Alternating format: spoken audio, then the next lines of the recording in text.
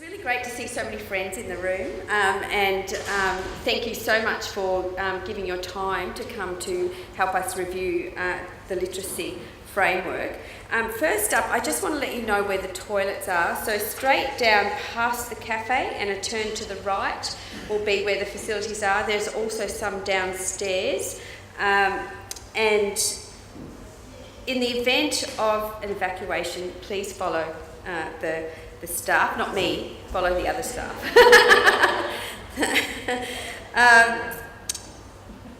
Because we're actually going to record today's and film today's workshop, there are some release forms on the table, photo release forms. If you could fill those out, that would be really good.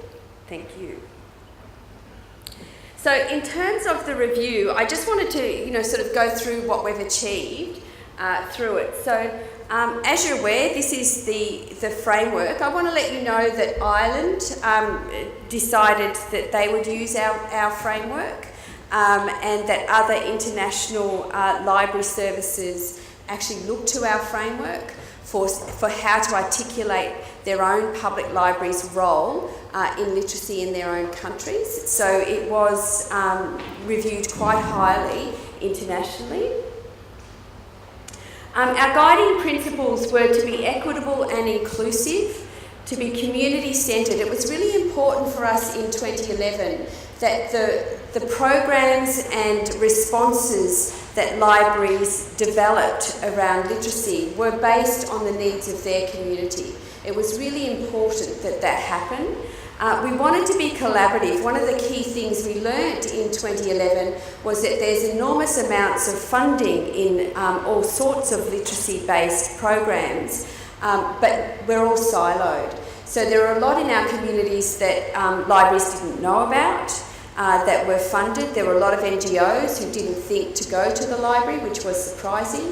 And there are a lot of government services that wouldn't have partnered with libraries. It wasn't their first point of call. So one of the key things we wanted was that we actually start working together to build a response that was local.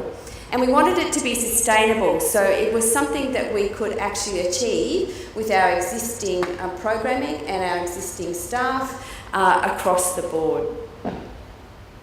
So our goals were to advocate a greater understanding across a number of industries about the role that public libraries play in literacy. And I think we've actually finally succeeded, and Dan can attest to this, when a person from Queensland Health got up at a recent forum and espoused at length about the wonderful work that libraries do, and if you want to engage with parents and reach parents, then partner with your local library.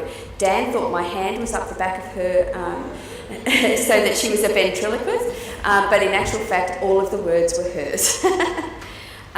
We wanted to evaluate the role of literacy, so we wanted to be able to measure in some way what we've achieved. We wanted to raise the awareness of libraries' role in literacy, and we wanted to build collaborative relationships. And our priorities, where we wanted to actually, sort of put some priorities in terms of pilot projects or working, were around social disadvantage, family literacy, because libraries are very good at it, digital literacy, again, because libraries are really good at it, effective workforce, so what does our workforce have to be like to be effective in this way, advocacy and collaboration. So the state library's role in literacy was to build capacity, so to really make it in 2011, and I think we need to evaluate in 2014, but in 2011 we were unconsciously competent in the area of literacy. Our library staff did not realise that they were in the business of literacy, and they didn't make conscious awareness of advising parents in that you can do this at home. We didn't go that extra step. And so that's the role of State Library, was to build that consciousness and build that capacity in areas of literacy. We wanted to be the advocate to government. So these were the key things that we wanted to do across government, that we were at the higher end of government, and we wanted to make sure that across all levels of government, the role of public libraries in the many varieties of literacy was raised. We wanted to disseminate information, so part of that is sharing what you're doing, and sort of so that we can learn from each other and not reinvent the wheel. We wanted to make sure, and we've done that through our PL Connect, through a number of forums, our web pages, so it's about disseminating. We wanted to advocate for collaboration, so really also around the capacity for libraries to facilitate. They don't have to do, but one of the key roles that they can play in their community could be to bring people together to be much more conscious about an overall local joined up view and programming in the areas of literacy. And we've done that, we've been lucky enough to do that in Moorumba and Mackay very successfully, modelling for the local libraries around that collaborative model and then building on a community response, not a state library or a library response. The community starts doing it because the library guides the way. The models of good governance around it and measures and showcasing effective models. So the digital literacies over the past 4 years we've done looking at 2.0. There are quite a lot of those out there now. We won't be continuing with that model because there are so many out there, but there wasn't anything out there in 2011. So sort of building around those digital literacies so that libraries who don't have the absolute skills in-house could build from this online learning module. If you're not aware, Info Exchange will be putting out 74 digital literacy modules in September. It will be launched and it's funded by Australia Post. The family and early literacies, we really focused in this area. We've put the corner on the road and we've worked with library services about building a much more intense family literacy model for libraries to put in place. We've built a whole lot of learning modules around this and building library staff's consciousness and conscious awareness around why they do story time, and to actually consciously point out to parents that they can do this at home and it's only 10 minutes a day. So it's not just about them coming into the library and enjoying a time, it's about building those literacies and the ability for the parent to do it at home. That's what our baby rhyme times are about. That's what our story times are about, and it's about being very conscious around the activities that we build around it that people can do at home. It shouldn't just be a colour in. The social disadvantage, we've done some pilot projects around culture love and that building a whole lot of literacy projects in our Indigenous communities around traditional stories, building digital literacy around animating and those stories with those children in language and English. The Together We Grow pilot project was one that we worked with Toowoomba and there were two, Mackay, on building story times with new refugee families, and the importance of reading in your own language if you don't know English, that still builds literacy and is still a very important role for parents to take. Our literacy forums, in the building capacity we've done, we committed to doing a literacy forum every year. We did the first one which built the framework, which was with Bernard Salt, and that was living literacy. So we really got a lay of the land of what the statistics were, and especially in Queensland, and what was the challenge that we had to face. In 2012, we did the Family Literacy Forum that was focused on Indigenous literacy, which had a keynote speaker of Margaret James, who is the publisher of the Honey Ant Readers, which are in Indigenous language, Creole and English. And then we did, in 2013, we did the Read for Life Early Childhood Symposium with Jay Lagai and Dr. Susan Krieg in Mackay. So, sort of we've focused quite a lot around this, and this is our this year's forum, which is around a whole lot of other literacy programs and focusing more on adult and job skills.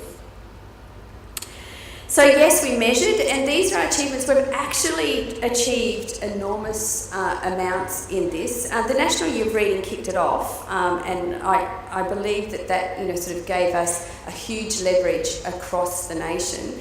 But if you looked at the portion of Queensland population covered by a literacy strategy. So libraries have actually put literacy in their strategic plans. If you look at New Zealand, they want every child a reader. That's in their strategic plan. So, they don't believe that reading isn't sexy, and they believe that consciously putting it in means that they will work towards that. So we've got a significant increase in literacy and reading being put into the strategic plans of libraries. And you can see the difference across there. In terms of the number of family literacy programs, you can see the absolute increase by 2012-13. Unfortunately, these are lag indicators because we won't have last year's in until September, so we actually don't collate them until about January 2015 for this last financial year. But you can see the absolute growth in literacy programs that are offered, and I think you could all attest to the demand that we have. We actually cannot, there's a baby boom happening in Queensland, we actually cannot meet the current early literacy programming needs of our communities. We could double our baby rhyme times, we could double our story times and still have demand sort of happening. Our 200 prams, and we have a pram park, sort of there and totally in demand. And let alone the fact that we could go outside of our libraries and deliver the baby rhyme times in different parts of our communities as well. And you can see that not only have we increased, but also attendees have increased over time. So today, and the report is online. The report of our achievements under all of those goals are online. You can look at it, and there's a number of other increases. We just gave you the highlights around that. But today, we're reviewing it and saying where to from here. We currently have a framework that finished in 2014 and we were focusing on those needs, but what are Queensland's needs going forward? Where are the funding, sources coming and what are they focused on going forward? So, who are we collaborating with going forward? So we've had an internal working group across State Library working on where to next. We've had an external task group, and they're all the representatives on the task group, remembering that we really want to focus on collaboration. One of the key things we asked from those external task group members were, has the framework meant anything to them? And they all said, oh, well, it's made us look to the public library. We've actually gone to the public library. We've actually suggested to our tutors to go into the public library. So the public library is more in their thoughts, where in 2011 they hadn't even occurred to them. So, that was a benefit.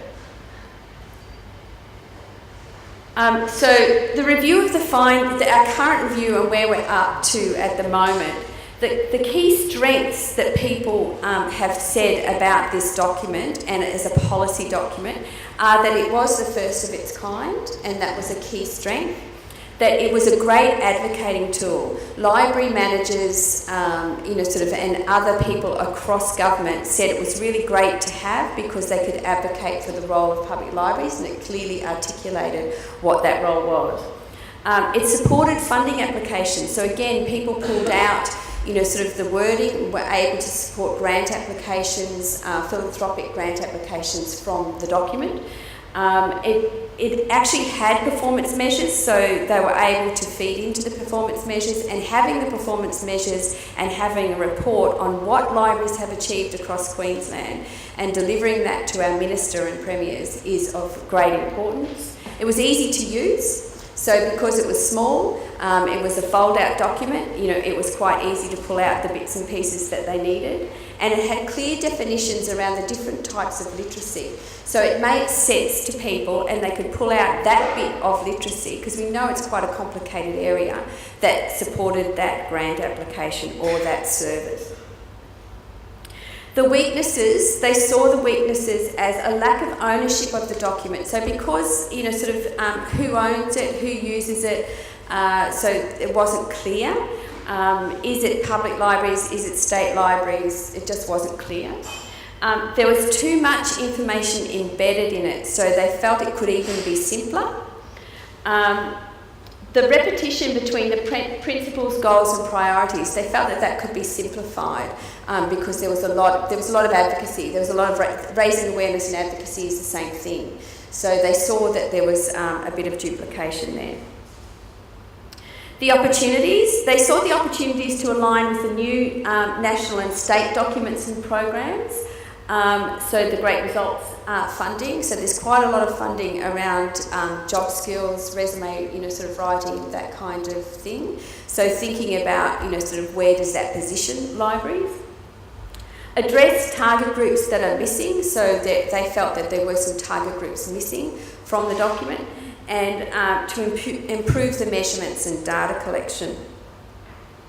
The threats, that there is a significant change of funding for literacy. As you all know, literacy for learning to read, the funding for that has literally been stripped from both federal and state coffers, and it is around job skills, it is around job readiness, and it's all positioned, all of the new funding is positioned around those outcomes.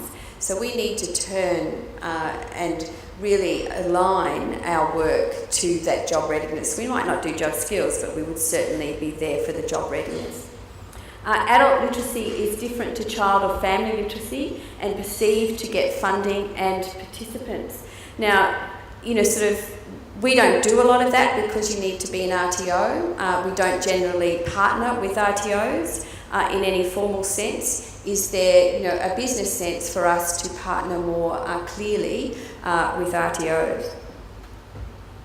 So the document structure, the external group really feels that the principles remain the same. We shouldn't be changing them. They, nobody would quibble with them, and they are timeless, and that we should keep them. But however, the goals, priorities and the evaluation needs to be reviewed, and that's what we're here today to do.